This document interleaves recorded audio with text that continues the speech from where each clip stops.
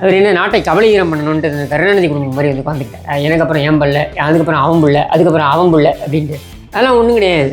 சரியா? அவர் என்ன எதிர்பார்த்துருப்பாரா? அவர் கனவுல கூட நினச்சிருக்க மாட்டார். முதலமைச்சர் ஆனோன்னு அவர் எதிர்பார்த்துருப்பாரு. வாய்ப்பே இல்லை ராஜா. பண்ருட்டியார் விஷயம் தெரிந்தவர். இவரும் விஷயம் தெரிஞ்சவர். இவர் விஷயங்களை ரூட் மேப் போட்டு கொடுத்தவரே விஷயங்களை தடவுபவர். சரியா? இவரை பற்றி தெரிஞ்சவங்களுக்கு எல்லாம் தெரியும். சரியா?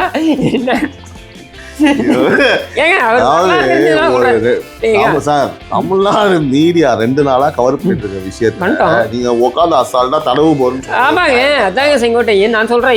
இதுக்கு அம்மா தூக்கி வெளில ஓரமா உட்கார வச்சாங்க. என்ன பண்ணி விஜயோடைய கட்சியில் இருக்கக்கூடிய அவங்க எல்லாம் ஜென்சி.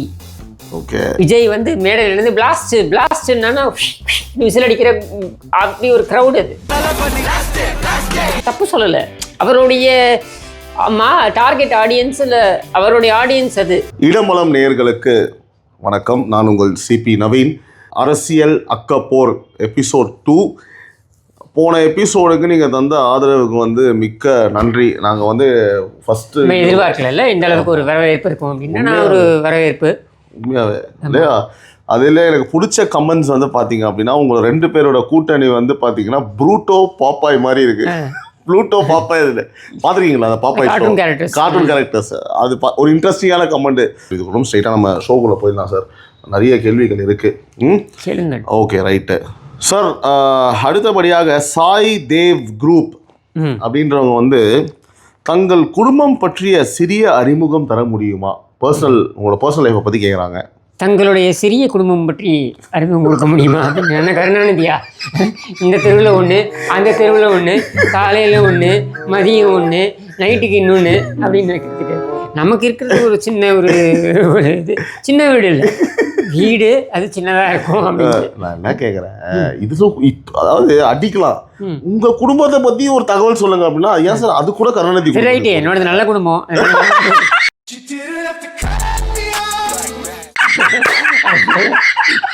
அதனால நான் வந்து இந்த கேட்டுக்கிட்ட குடும்பத்தை பற்றி நான் பேசக்கூடாது. தப்பு தான், அதை நான் ஒத்துக்கிறேன். பட் என்னன்னா என்னுடைய பெற்றோர் அம்மா அப்பா இருக்காங்க, நான் அவ்வளோதான். ஸோ நீங்கள் அப்போ ஒரு பேச்சுலர்? ஆமாம் ஆமாம். Still bachelor? ஆமாம். ஓ சூப்பர் சார். யாருக்கும் அதனால எதுக்கும் பயப்படுறது இல்லை. சூப்பர் சார் அப்படின்னு சொல்கிறத பார்த்தா நீங்கள் ஏதோ வருத்தப்படுற மாதிரி தெரியுது. இல்லை நீங்கள் குழந்தைங்களாம் இருந்து எல்லாம் இல்லை சார். நான் என்னன்னா லைக் ஒரு பேச்சுலராக இருந்து இந்த சமூகத்துக்காக பல விஷயங்களை நீ அடங்கப்பா இது உலக நடிப்புடா சாமி. சமூகத்துக்காக பல விஷயங்கள்லாம் நான் வந்து கதையெல்லாம் விட மாட்டேன். சரியா? தமிழர்களே என்னை கடலில் தூக்கி போட்டாலும் கதையெல்லாம் விட மாட்டேன். என்னன்னா என்னுடைய இன்ட்ரெஸ்ட் வந்து பாலிட்டிக்ஸில் இருக்குது. Actually if you really deeply சீனா என்னோட இன்ட்ரெஸ்ட் வந்து ஹிஸ்ட்ரி ரிசர்ச் இந்த மாதிரி தான். ஓகே. இந்த கேடுகட்ட கும்பல் இங்கே இருக்கிறதுனால இந்த கும்பலை வந்து துடைத்து எரிய வேண்டும் அப்படின்ற ஒரு எண்ண ஓட்டத்தினால இந்த லாவணி கட்சியில் கூட நான் இருக்கேன். அவ்வளோதான். மகிழ்ச்சி சார். போகலாம். அடுத்தபடியாக சங்கர் அப்படின்றவர் வந்து கேட்டிருக்காரு சார். ஜெயலலிதா அவர்கள் பாஜகவை கிட்டவே சேர்க்காத போது எடப்பாடி பாஜகவை சேர்ந்து கொண்டது போக அமித்ஷா ஹைகமாண்டாக செயல்படும் அளவுக்கு ஏன் அதிமுகவை பலவீனமாக வைத்துள்ளார்? இதோட முடியுமா, இல்லை பாஜக அதிமுகவை விழுங்கும் வரை தொடருமா? இதை வந்து நானும் பார்த்துக்கிட்டு இருக்கேன். காலங்காலமாக சொல்லப்படுகின்ற விஷயம் என்னன்னா எம்ஜிஆர் காலத்திலிருந்து இது பேசப்பட்டது. இப்போ எம்ஜிஆர் இருந்த பொழுதும் பார்த்தீங்கன்னாக்கா இந்திரா காந்தி அம்மையார் வந்து இந்திரா காங்கிரஸ் வந்து அதிமுகவை விழுங்கி விடும் இப்படின்னு பேசிட்டு இருந்தாங்க ஒரு காலத்தில். சரியா? சொல்லு ஜெயலலிதா வந்து பாஜகவை தள்ளியே வைத்திருந்தார் அப்படின்றது வந்து உண்மைக்கு புறம்பான தகவல். அவர் பாஜகவுக்கு பார்த்தீங்கன்னா அவர் கூட்டணியும் வைத்திருந்தார். இன்னும் சொல்லணுன்னாக்க அவங்களுடைய முதல் மாநிலங்களவை அந்த அவங்க பேசுகிறாங்க இல்லையா, அவங்களோட கன்னி பேச்சு, அவங்க பேசணும் அப்படின்றதுக்கான கோரிக்கையை வைத்தது அத்வானி. நீங்கள் கன்னி பேச்சு சொன்னோன்னே எனக்கு ஒருத்தர் ஞாபகத்துக்கு வராரு. சாமி வேற கூட்டு போங்கடா, கோவத்துல போட்டு போறேன். மிகவும் பிடித்தவர் என் முதல் கன்னி பேச்சினை தொடங்கிய உதயநிதி அவர்கள். என்னவானா இல்லை அது என்ன கன்னி நீங்கள் கன்னி பேச்சு சொல்லும் போது அவர் சட்டசபையில் பேசினார்ல, முதல் கன்னி பேச்சு சொல்லி அழகா பேசினார் சார். நீங்கள் கேட்குறீங்களா? இல்லையோ நான் கேட்கறது இருக்கட்டும். அவர் இது கன்னி பேச்சு இது இல்லைங்க நம்ம சுடாலின் கேட்டிருப்பாரு, அதை சொல்ல வந்தீங்க. நீங்க வேற மாதிரி நினைக்கிறீங்க சார். சரி, நீங்க தொடருங்க அப்படியே. அம்மையா ஜெயலலிதா, மாநிலங்களவையில் அவங்க பேசினாங்க. யாரையோட நீங்க கம்பேர் பண்றீங்க? இந்த கழிச்சடையோட நீங்க கம்பேர் பண்றீங்க. அவங்க பேசினாங்க அப்படின்னா அது பேசுவதற்கு முதல்ல வந்து இது பண்ணது வந்து அத்வானி. அவங்க பேசட்டும், உங்களை பேச சொல்லுங்க அப்படின்ட்டு. அப்புறம் தான் இந்திரா காந்தி அம்மையார் வந்து அதை கேட்குறாங்க. சரி, அதுக்கப்புறம் அவங்க ரொம்ப இம்ப்ரெஸ் ஆகிறாங்க. இதெல்லாம் வந்து வரலாறு. எதுக்கு சொல்ல வரேன்னா, அந்த மாதிரி ஒரு தொடர்போடு இருந்தவங்க தான். பாஜகவை அவங்க ஒன்றும் இதுவாக எதிரியாக பார்க்கல. பாஜகவுடன் கூட்டணி வைத்து வாஜ்பாய் அரசாங்கத்தை அப்புறம் கவிழ்த்தாங்க. அதுக்கப்புறம் திருப்பி 2001 பார்த்தீங்கன்னா மரீனா கடற்கரையில் ஒரு கூட்டம் நடந்தது. இனி எந்த காலத்திலும் பாஜகவுடன் கூட்டணி கிடையாதுன்னு சொன்னாங்க. ஆமாம், நான் ஒரு தவறு செய்து விட்டேன், அந்த தவறுக்கு நான் வருந்துகிறேன்னு சொல்லி எந்த காலத்துலையும் கூட்டணி கிடையாதுன்னாங்க. அப்புறம் 2004 வச்சாங்களே. சரியா? சரி, இதெல்லாம் இவங்க எம்ஜிஆர், செல்வி ஜெயலலிதா இந்த காலகட்டத்தில் நடந்ததுன்னு வச்சுப்போம். இப்போ எடப்பாடியார்ட்ட வருவோம். இவங்க அதாவது ஒரு பக்கம் என்னென்னா பாஜக விழுங்கிடும் அப்படின்னு, இன்னொரு பக்கம் குற்றச்சாட்டு என்ன வைக்கிறாங்க, பன்னீர்செல்வம் மாதிரியான ஆளுங்க என்ன வைக்கிறாங்கன்னு பார்த்தீங்கன்னா, ஏங்க அமித்ஷா சொல்லியே கேட்க மாட்டேங்கிறாருங்க இவர். புரியுது. அமித்ஷா வந்து சொல்கிறாரு அதெல்லாம் முடியாதுங்கன்னு எழுந்து போகிறாருங்க இவர். அப்போ அமித்ஷா சொல்லி கேட்க மாட்டேங்கிறாருன்ற குற்றச்சாட்டை யார் வைக்கிறாங்க? எடப்பாடி பழனிசாமியை எதிர்த்து வெளியில் போன பன்னீர்செல்வம், தினகரன் இவங்கெல்லாம் வைக்கிற குற்றச்சாட்டு என்ன? டெல்லி சொல்லியும் அவர் கேட்க மாட்டேங்கிறார். இன்னொரு உதாரணமும் சொல்லலாம்ல, அமித்ஷாஜி அவங்க வந்திருந்த போது போர்டெல்லாம் கூட மாற்றி உடனே மாற்றங்களை செஞ்சு சேரை அதிகப்படுத்தி கம்மிப்படுத்தி எல்லாம் கூட நீங்கள் எடப்பாடி வந்து அவ்வளோ ஸ்ட்ரிக்டாக தான் இருக்காரு. அவரோட புதிய விடு இது வந்து என்னன்னா, ஒரு பக்கம் அவர் அடிமைன்னு சொல்றாரு, ஒரு பக்கம் வந்து அவர் வந்து இந்த மாதிரி மதிக்க மாட்டேங்கிறாரு, அமித்ஷா சொல்லியே கேட்கல. நான் சொல்லலைங்க, எடப்பாடி பழனிசாமி சொல்லலை. இப்போ நம்ம பேசுறதா நடந்தது. இதெல்லாம் பன்னீர்செல்வம் சொன்னது, தினகரன் சொன்னது. அவங்க சொல்லியும் கேட்க மாட்டேங்கிறாருன்ட்டு. இப்போ அதே மாதிரி உள்ளபடியே தவழ்ந்து போனார், சசிகலா காலில் விழுந்தார் அப்படின்ட்டு ஒரு பக்கம், சசிகலாவுக்கு துரோகம் செய்து விட்டார் அப்படின்னு இன்னொரு பக்கம். காலில் விழுந்தார் என்றால் அவர் அடிமையாக தானே இருந்திருக்கணும். அப்போ அவங்களை தூக்கி, அந்த குடும்பத்தை தூக்கி என் வெளியில் போட்டார். இப்போ நீங்கள் புரிஞ்சுக்கணும், இதில் என்னன்னா, தொண்டர்கள் என்ன விரும்பினார்களோ அதை அவர் செய்தார், அவ்வளோதான். வேற காலத்திற்கு ஏற்ப முக்கிய முடிவுகளை, காலத்திற்கு ஏற்பன்றதை விட தொண்டை அதை விரும்புகிறான். வேற என்ன பண்ண சொல்கிறீங்க? ஓகே, அந்த விட அவருடைய நிலைப்பாடு என்ன தெரியுமா? நான் சொல்கிறேன், எனக்கு அவரை தெரியுன்றதுனால நான் சொல்கிறேன். என்னை பொறுத்த வரைக்கும் அவர் பார்க்கக்கூடியது தெரியுமா? ஏங்க இருக்கிறதுலே உச்சபட்ச பதவியை பார்த்தாச்சுங்க. அவர் சிலுவம்பாளையத்தை அந்த விவசாயிங்க. அவர் என்ன நாட்டை கபலீகரம் பண்ணணுன்ட்டு கருணாநிதி குடும்பம் மாதிரி வந்து உட்காந்துக்கிட்டார். எனக்கு அப்புறம் என் பிள்ளை, அதுக்கப்புறம் அவன் பிள்ளை, அதுக்கப்புறம் அவன் பிள்ளை அப்படின்ட்டு. அதெல்லாம் ஒன்றும் கிடையாது. சரியா? அவர் என்ன எதிர்பார்த்திருப்பாரா? அவர் கனவுல கூட நினச்சிருக்க மாட்டார். முதலமைச்சர் ஆனால் அவர் எதிர்பார்த்திருப்பாரா? கனவுல வாய்ப்பில்லை ராஜா நினச்சிருக்க மாட்டார். அவர் ஆக்சிடென்டல் பிரைம் மினிஸ்டர், இது பிரைம் மினிஸ்டர்னு ஒரு புக் வந்தது தெரியுமா? மன்மோகன் சிங் பற்றி ஆக்சிடென்டல் பிரைம் மினிஸ்டர். அது மாதிரி ஆக்சிடென்டல் சீஃப் மினிஸ்டர். அவர் விபத்தினால் முதலமைச்சர். ஆனால் அங்கே வந்ததுக்கப்புறம் அவருக்கு மிகப்பெரிய பொறுப்பு அவர் தோள் மேலே வருது. என்னென்னா, அந்த கட்சியை காப்பாற்றணும். அப்போ இந்த கட்சியும் காப்பாற்றணும், இந்த ஆட்சியை நிலைநாட்டணும். இந்த ஆட்சியை நிலைநாட்டிட்டார். சரியா?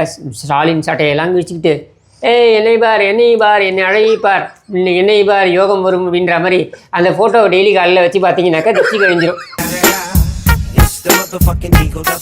சரியா? இங்கே பார் அப்படின்னு ஸ்டாலின். சரியா? இதெல்லாம் பண்ணி கூட அதுவும் என்ன சோடக்கு போகிற நேரத்தில் ஆட்சி கவுத்துல நீ கிழிப்ப நீ. சரியா? உன கவுன்சிலர் புருஷனே ஏக மாட்டேங்கிறான் நீ சொல்கிறதெல்லாம். இதில் சொடக்கு போடுற நேரத்தில் நீ ஏன் விசும்பி வேற கூட்டத்தில் போய் வந்துட்டு, எனக்கு ஏன் காலையில் விடுகிறது என்றே எனக்கு ரொம்ப பயமாக இருக்கிறது அப்படின்ட்டு. சரியா? அந்த மாதிரி உன் குடும்பத்தோட வரலாறு அப்படி. சரியா? இப்போ என்னன்னா, நீங்கள் அவர் வந்து உச்சபட்ச பதவியை பார்த்துட்டாரு. ஒரு விவசாயியாக இருந்து சிலுவம்பாளையத்தில் ஒரு கிளைச்சலாக இருந்து மேலே வந்துட்டு இன்றைக்கி ஒரு முதலமைச்சர்ன்ற போஸ்ட்டை பார்த்தாச்சு. இனிமேல் என்ன இருக்குது அவருக்கு? ஒரு தேவையும் கிடையாது. சரியா? அவர் என்ன சொல்வார்? மிஞ்சி போனான்பா, என்னை விட ஒரு சிறந்த நபர் பொதுச்செயலாளராக இருக்க முடியும்னு நீங்கள் நினச்சிங்கன்னா கூட்டுவாங்க, நானும் சேர்ந்து ஆதரிக்கிறேன். இதான் அவருடைய மைண்ட் செட். இப்படி தான் அவர் பேசுவார். என்னை விட சிறந்த ஆளுந்து நீங்கள் கூட்டுவாங்கப்பா, நான் மற்றவங்க மாதிரி நான் வந்து இந்த பிரச்சனையை கொடுக்குறது, இடர்பாடு கொடுக்குறது இதெல்லாம் நான் கிடையாது. நீ கூட்டுவா, நீ பொதுச்செயலாளருக்கு நான் கூட நிற்கிறேன். கலாட்டா பண்ணுறது, பிரச்சனை பண்ணுறது, இதெல்லாம் ஒன்றும் கிடையாது. இருந்தால் கண்டுபிடிங்க, ஐடென்டிஃபை பண்ணுங்க. இல்லைன்றதுனால இங்கே பிரச்சனையே. ஏன்னா அந்த சேலஞ்ச் எடுக்கிறதுக்கு அன்றைக்கும் யாரும் தயாராக இல்லை. 2017 இந்த ஆட்சியை நிற்க வைக்கணும் அப்படின்னு நினைக்கும் பொழுது அவங்களுக்கு தெரியுது எல்லா பக்கத்துலேருந்து பிரச்சனை. கவர்னரே ஓடிவிட்டார், 2 வாரம் இங்கே இல்லை, அவங்க பாம்பேயில் உட்காந்துட்டாரு. சரியா? அப்படி இருக்கும் பொழுது இதை ஆட்சியை நிற்க வைக்கணும் அப்படின்னும் பொழுது அவர் தான் stood up to the challenge. இப்போ கட்சியை அதை விட சிறந்த ஒரு நபர் இருந்தால் கொண்டு வந்து காட்டுங்க, அடையாளப்படுத்துங்க, நிற்க சொல்லுங்க. யாராவது சொல்ல வந்து he holds the party. See, he holds the party because there is no one else to hold it னு வச்சுக்கலாமா? கட்சியில் இருக்கிறவங்கலாம் அவர் தான் செய்ய முடியும். ஓகே, விரும்புறாங்கன்றதை விட விரும்புறாங்கன்றதை விட capable person அவரால் தான் இது செய்ய முடியும். வேற எவனும் இல்லையே. நீ சவால் விட்ட இவர் இங்கே செங்கோட்டையங்க கெடுவிதிக்கிறேன்னு அங்கே போய் நீ உட்காந்து புஷி ஆனந்த் கொமட்டிலே குத்துவான், வாங்கிக்க. சரியா? என்ன நேத்திக்கு வந்து ஆதவர்ஜுனா, நேத்திக்கு அரசியலுக்கு வந்து ஆதவர்ஜுனா சொல்றது, இப்போ ஓரம்பா போய் நில்லுப்பா, அண்ணா நிற்க வேண்டியதான். நீ அப்படிலாம் இல்லை சார். அப்புறம் வேற என்ன, அவங்க வந்து பார்த்தீங்கன்னா மிகப்பெரிய பொறுப்புன்னு சொல்லியிருக்காங்க. அமைப்பு பொதுச்சாளர் மிகப்பெரிய பொறுப்பு. அமைப்பு பொதுச்சாளர் 21 பேர் கொண்ட இவருக்கு தான் வரும்னு சொல்றாங்க. அமைப்பு செயலாளராகட்டும் இல்லை அமைப்பு பொதுச்செயலாளராக என்ன வேணா வச்சுட்டு போ. புஷி ஆனந்த் சொல்றதுக்கு மேல நீ ஏதாவது செய்ய இல்ல சார். இந்த 21 பேர் குழு இருக்கு இல்லையா, அதுல புஷி ஆனந்த் இருக்காரு. அந்த 21 பேர் குழுவோட தலைவரா தான் இவரை போடுறாங்க. இதாங்க இந்த 21 பேர் குழுவோட தலைவரா இவரை போட்டாலும் கட்சியோட பொதுச்செயலாளர் யாரு? ஆமா சார், அதை விட அமைப்பு பொதுச்செயலாளர் தான். எப்படி யார் சொன்னது? இல்லையா? கிடையாது. அப்புறம் துரைமுருகன் பொதுச்செயலாளர் இருக்காரு, ஸ்டாலினோட பெரியவர் அவரு, உதவாநிதியோட பெரியவர் அவரு. இல்ல அது வேற. திமுக நம்ம போக முடியாது, எதுவுமே ஒழுக்கமா இல்ல. இது என்ன பெரிய வித்தியாசம்? இதுல என்ன இருக்கு? இப்ப இது அது ஸ்டாலினோட ப்ராப்பர்ட்டினா இது விஜயோட ப்ராப்பர்ட்டி. சரியா? சரியா? இப்ப இதுல புஷி ஆனந்த கடந்து இவங்க பண்ண முடியுமா? செயல்பட முடியுமா? சரி, புஷி ஆனந்த கடந்து ஆதவர்ஜுன் செயல்பட முடியுமா இந்த கட்சியில?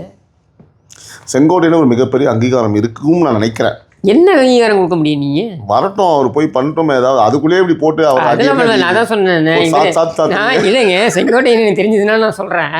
பண்ருட்டியார் மாதிரி, பண்ருட்டியார் விஷயம் தெரிந்தவர், இவரும் விஷயம் தெரிஞ்சவர், இவர் விஷயங்களை ரூட் மேப் போட்டு கொடுத்தவர், விஷயங்களை தடவுபவர். சரியா? இவரை பத்தி தெரிஞ்சவங்களுக்கு எல்லாம் தெரியும். சரியா?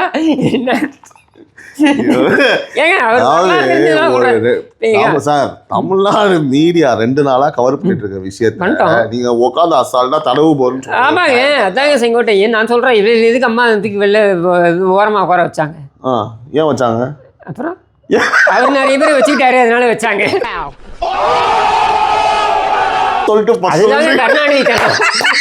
அதுதாங்க கருணாநிதி தனம். என்ன இல்ல எல்லாத்தையும் போட்டு கூப்பிட்டு 4 அரை சவுர்ல பார்த்து விட்டு சாணியை கரைக்கி முக்கிட்டு, அம்மே அண்ணா அடிச்சாலும் வெளில போய் சொல்லக்கூடாது, இது என்னன்னு கேட்டா வெயில் பட்டு கருத்துச்சுன்னு சொல்லு, சாணின்னு சொல்லக்கூடாது போ. அதுதான் கருணாநிதி தனம். உடன்பிறப்பே உளுத்தம்பிறப்பே அப்படின்னு சொல்லிட்டு நமக்கு தேவையானதெல்லாம் பேசிட்டு, இப்படி எல்லாம் நான் பேசுவேன் என்று நீ நினைக்கிறாய், ஆனால் நான் பேச மாட்டேன். அந்த காலத்துல இவர் கோபிச்செட்டிப்பாளையத்துலேருந்து ட்ரெயினில் வராருன்னா 2 ஸ்டேஷனுக்கு ஒரு வாட்டி யாரோ ஒருத்தர் ஏறுவாங்களாம் ட்ரெயினில். ட்ரெயின்குள்ளே யார் மேலே ஏறுவாங்கன்னு எனக்கு கேட்காதீங்க, ட்ரெயினில் ஏறுவாங்களாம். சரியா? சரியா? இப்படி சரி, இதெல்லாம் இவருடைய வரலாறு. சரி, நான் ரூட்டு போட்டு கொடுத்தேன். நீ கூகுள் மேப் இருக்கு என்ன, பழைய கதையை வச்சு நாங்கள் என்ன பண்ணுறது? நீங்கள் அந்த கண்டுகொண்டேன் படம் பார்த்துருக்கீங்களா? அஜித்தோட படம். அஜித், அப்பாஸ், ஐஸ்வர்யா ராய். அதில் அஜித் வந்து ஒரு இயக்குனராக வரணும்னு ஆசைப்படுவார். ஆமாம். உடனே அங்கே போய் அவருக்கு ஒரு படம் கிடச்சிரும். ஆமாம். ஒரு சூப்பர் ஸ்டாரோட ஒரு படம் கிடச்சிரும். ஆமாம். கிடச்ச உடனே அங்கே போனாருனாக்க அந்த எடிட்டர்னு ஒரு பல்லு போன ஒருத்த வந்துட்டு ஒரு கட்டிங் ஒரு ஓட்டிங் சொல்லுவாங்க. பார்த்துருக்கீங்களா?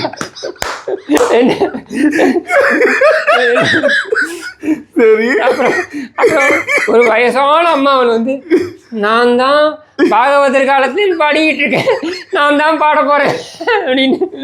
என்ன அதுக்கப்புறம் தம்பி நீங்க எதுவும் கவலைப்படாதீங்க அப்படின்னு. அதுக்கப்புறம் பார்த்தீங்கன்னா இன்னொருத்த வந்துடுவேன், நான் தான் ஒரு ஹார்மோனியத்தை, நான் தான் மியூசிக் டைரக்டர் அப்படின்னு. அந்த மாதிரி என்ன இந்த மாதிரி கீபீஸ் எல்லாம் வச்சுக்கிட்டு என்ன பண்ணல. சரி, விஜயோடைய கட்சியில் இருக்கக்கூடிய அவங்கெல்லாம் ஜென்சி, ஓகே. விஜய் வந்து மேடையில் இருந்து பிளாஸ்ட் என்னன்னா விசில் அடிக்கிற அப்படி ஒரு க்ரௌட் அது. தப்பு சொல்லலை, அவருடைய டார்கெட் ஆடியன்ஸில் அவருடைய ஆடியன்ஸ் அது. சரியா? அங்கே போய் நின்றுட்டு நீங்கள் பார்த்தீர்கள் என்றால், அதாவது நான் என்ன சொல்ல வருகிறேன் என்றால், அதாவது அப்படின்னு அவர் பேச என்னங்க எவன் கேட்டுக்கிட்டு இருப்பான்? எவனுக்கு அமைப்புன்னு போடும்போது அந்த இடத்துல அந்த என்ன அமைப்பு, அரசியல் கட்டமைப்பு எப்படி கட்சி கொண்டு போகணும், நிர்வாகிகள் அமைக்கிறது, என்ன கட்டமைக்கணும்? நீ ஒரு கட்சிக்கு கட்டமைக்கிறதால சொல்லுங்க. ஆமாங்க, அந்த 4 மாசத்துல நீ கொடுத்துருவிய? 4 மாசம் தானே இருக்கு. உனக்கே வயசு 78. இன்னும் 10 வருட அரசியல் இருக்கு சார். இருக்கட்டும், 100 வயசுக்கு மேலே இன்னும் ஒரு 5 வருஷம் டை அடிச்சுப்ப. அதுக்கப்புறம் இப்போ டை அடிக்கிறதா பிரச்சனை இல்லைங்க. அதுதாங்க இங்கே அதை அடிச்சுட்டு வந்து நின்றுக்கிட்டு நான் வந்து நான் பார்த்த வரையில், நான் பார்த்த அரசியலில் எல்லாம் போய ஓரமாக போய் குறைய அப்படின்னு எல்லாரையும் தான் அப்படி சொல்கிறாங்க. நீ யோசிச்சு பாருங்க, இப்போ எல்லா கட்சியிலையும் தானங்க நடந்துகிட்டு இருக்கு. Youngsters are taking over. சரியா? அதிமுகவிலையும் அதுதான், யங்ஸ்டர்ஸ் ஆர் டேக்கிங் ஓவர். சரியா? அப்படின்னும் பொழுது நீ அந்த இடத்துல போய் நீ பேசிக்கிட்டே நீ உன் கதையெல்லாம் எவன் கேட்கறதுக்கு ரெடியாக இருக்காங்க. ஆக மொத்தம் வந்து பார்த்தீங்கன்னா நம்ம எங்கே ஆரம்பிச்சோன்னா பாஜகவை செங்கோட்டையனால் என்ன பண்ண முடியும்னா, இவங்க திக்கு திசை தெரியாமல் இருக்காங்க. இதுதான் ஸ்ட்ரக்சர்ன்றதை நீ பேப்பரில் போட்டு கொடுக்க முடியும். ஓகே. உன்னால் வந்து நீ ஒரு 20 வருஷம் முன்னாடியோ 25 வருஷம் முன்னாடியோ நீ வந்து ஒரு இடமா போய் நீ பண்ணதெல்லாம் இப்போ பண்ண முடியுமானா பண்ண முடியாது. ப்ளஸ் இன்னொன்று, உனக்கு அந்த வயசும் கிடையாது. நீ சொல்கிறத கேட்கறதுக்கு அவங்க ரெடியாக இல்லை. ஏன்னா அவனுடைய பேரன் வயசில் இருக்கான் அங்கே இருக்கிறவங்கலாம். 80% பேர் உன் பேரன் வயசில் இருக்கான். அவன் எப்படி நீ சொல்கிறத கேட்பான்? உன் பேரனே கேட்க மாட்டான். டாமினேஷன் இருக்குன்னு சொல்கிறீங்க. டாமினேஷன்றதோட ஊல் டேக் சீரியஸ்லி. ஆனால் என்னென்னா, அவர் ஒரு பெரிய ஒரு ஓரமாக இருக்காருப்பா அப்படின்னு வேணா இருக்கும். ஒரு பெருசு ஓரமாக இருக்குப்பா அப்படின்னு அந்த இதுக்கு மேலே நீ என்ன இம்பேக்ட் கொடுக்க முடியும்? விஜய்ங்கிற பிராண்டோடைய அடையாளம் வேணால் உனக்கு ஹெல்ப் பண்ணலாமே தவிர உன்னால் பெரிய ஒரு ஹெல்ப்பு விஜய்க்கு இருக்குமானா I don't think so. S A. சந்திரசேகரோட ஒரு எக்ஸ்பீரியன்ஸ்டான பர்சன் இருக்க முடியுமாங்க? எஸ்எஸ்சியோட ஒரு எக்ஸ்பீரியன்ஸ் பர்சனாலிட்டி இருக்க முடியுமா? அவரை ஏன் விஜய் வச்சுக்கல? பிகாஸ் விஜய் நோஸ் இந்த ஏஜுக்கு இதான் செட் ஆகும்ட்டு. அப்போ நீ இந்த இடத்துல நீ போய் அங்கே போயிட்டு உட்காந்துக்கிட்டு நீ எப்படி ஜெல்லாவ? ஓகே. அவங்களுடைய அந்த கேங்கே வேற. புரியுது சார். இப்போது அடுத்த கேள்வி வந்து சுதாவல்லி அப்படின்றவங்க, நாம் தமிழர் கட்சி திமுக பி டீமாக இருக்க வாய்ப்புகள் இருக்கிறது என்று ஒரு கருத்து வெகு நாட்களாக இருந்து வருகிறது. இது பற்றி தங்கள் கருத்து என்ன? இவங்க அவங்களோட பி டீம், அவங்க இவங்களோட பி டீம். இது எதுக்குமே எனக்கு வந்து இதெல்லாம் நம்பிக்கையே கிடையாது. சரியா? அவன் கட்சி ஆரம்பிச்சது எதுக்குங்க ஆரம்பிக்கிறான்? அப்போ ஏதோ ஒரு இடத்துல வந்து ஒரு சீமான் கட்சி ஆரம்பிச்சாருன்னா அவர் என்ன ஸ்டாலின் முதலமைச்சர் ஆக்கணும்னு வந்தாரா? இல்லை எடப்பாடி பழனிசாமி முதலமைச்சர் ஆக்கணும்னு வந்தாரா? அதனால் சீமான் முதலமைச்சராக வேண்டும் அப்படின்றது தான் அவருடைய கட்சியுடைய எண்ண ஓட்டமாக இருக்கும். சரியா? அப்படின்னும் பொழுது அவங்களுடைய பி டீம் அவங்க செயல்பாடுகளை வச்சு சொல்கிறாங்கன்னு நினைக்கிறேன் சார். எல்லாம் வந்து அவங்க கட்சி எப்படி நடத்துவான்? நீ ஓட்டு போடவும் மாட்ட, நீயும் ஓட்டு போட மாட்ட, ஆனால் அவர் கட்சியும் நடத்தணும். உனக்கு போகிற இடத்துலலாம் அந்த ஆள் பேசினே இருக்கணும். அவரும் சொல்லிட்டாரு ஓட்டு, அவரும் மேலே. ஆமாங்க, நீ யதார்த்தத்தை எடுத்து பாருங்க. நீயும் ஓட்டு போட மாட்டேன் சரியா? ஆனால் அவரும் கட்சியை நடத்தணும், அவரும் உனக்கு பொழுதும் போகணும் அவரை வச்சுக்கிட்டு. என்ன இது எப்படி சாத்தியம்? இப்போ அவர் கட்சி எப்படி நடத்துவார் சொல்லுங்க? ஒன்று நீ ஜெயிக்க வைக்கணும். அப்போ அவர் எங்கேயாவது ஒரு நாளைக்கு எவனாச்சும் பாவம் அவன் எங்கேயோ உழைச்சி அவன் எதோ காசு அனுப்புறான்னா, திருநெல்வேலியில் இருக்கிறாய் நடத்துகிறாய், என்ன கட்சி எப்படின்னு ஃப்ரீயாக நடத்த முடியும்? இதுக்கு திமுக நிறைய பேர் வந்து இந்த பிரச்சனை எப்பவுமே இது நிறைய பேர் கட்சின்ல எல்லாத்துக்குமே. இப்போ என்னோட யூடியூப் சேனலே எடுத்து பாருங்களேன். நீ காசுக்காக பேசுகிறாய், இப்போ காசு வாங்காமல் நான் எப்படி பேச முடியும்? நீ சாப்பாடு போடுவியா எனக்கு? இல்லை இந்த கரண்ட் பில்லு நீ கட்டுவியா? இந்த கேமராவில் நீ கொடுப்பியா? நீ ஒய்யாரமாக ஒரு 10 நிமிஷம் 15 நிமிஷம் பார்த்துட்டு சிரிச்சிட்டோ இல்லை சிரிக்காமலையோ கோவப்பட்டுட்டோ நீ போயிடுவேன். சரியா? அதுக்கப்புறம் இதெல்லாம் கட்டுறது யாரு? இதெல்லாம் நான் ஓசியில் அவனுக்கு பொழுதுபோக்கா நான் உட்காந்துருக்கேன். இதை நம்ம யாரை சொல்கிறோம் அப்படின்னா அந்த மாதிரி கமெண்ட் போடுறவங்க மட்டும் சொல்கிறோம். ஆமாம், எல்லாரையும் கிடையாது. நான் எல்லாரையும் கூட சொல்கிறேன். எனக்கு என்ன இருக்கு? பிடிச்சா பாரு, இப்படி கட்டி பார்க்காத. பார்க்காத இனி என்ன இருக்கு வாங்குது இல்ல, counter தம்பி பண்ணி தம்பி வரல. நீ கோச்சிக்கினியா ஆமா கோச்சிங்னா போலாம் C I respect everybody Yeah. Same time Goundamani மாதிரி தான் நான் இங்கே இருக்க மாட்டேன் போய் அங்கே அந்த கோயிலில் போய் பிச்சை எடுக்க போகிறேன்ற மாதிரி இங்கே இல்லைன்னா அங்கே போய் சவு சங்கர் சேனலில் பார்க்க போகிறேன் இல்லை வேற ஒருத்தன் சேனலில் பார்க்க போகிறேன் இது என்ன பெரிய இல்லையா என்ன இருக்கு இல்லையா போனாயே அங்கே போய் பிச்சை எடு நீ இங்கே போய் பிச்சை எடு அப்படின்னு.